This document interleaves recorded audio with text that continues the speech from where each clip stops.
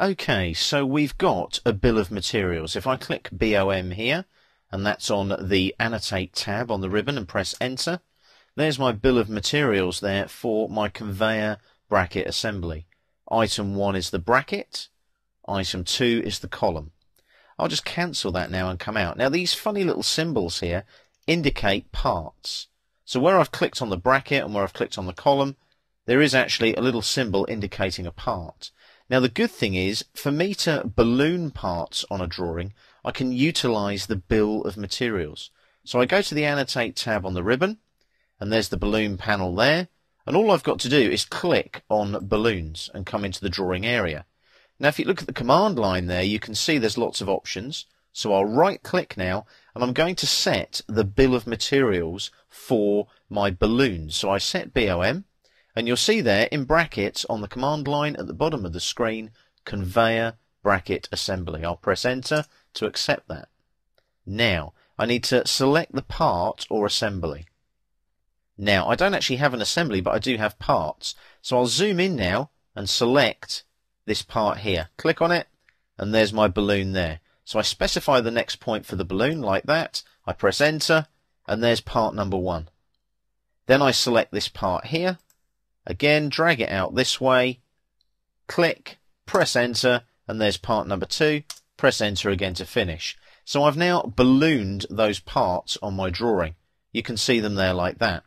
Now, what I'm going to do is go to my A3 Landscape tab, and you can see those parts just there in the viewport. Now they're not as clear as they could be, so what I'll do, I'll zoom in a bit there, and you can see them there. There's 1 and there's 2. Now I could make those bigger if I wanted to by creating different viewports and things. In fact, let's do that. Let's double click inside the viewport. It's currently 1 to 10. So let's change that and make it say 1 to 2, half size. Much bigger. I'll just pan now until I find my top view there of my conveyor bracket assembly. There it is there. So I'll just double click outside that viewport now. So I've just got that one view now of my conveyor bracket assembly. Now the trick here is 1 and 2 there will also list on the parts list when I bring it into the drawing. So I go to table now on the Annotate tab on the ribbon. So I click there. I want a parts list. Come into the drawing area. Specify BOM, bill of materials, to create or set current. Notice on the command line there, conveyor bracket assembly. Press enter. There's my bracket, there's my column.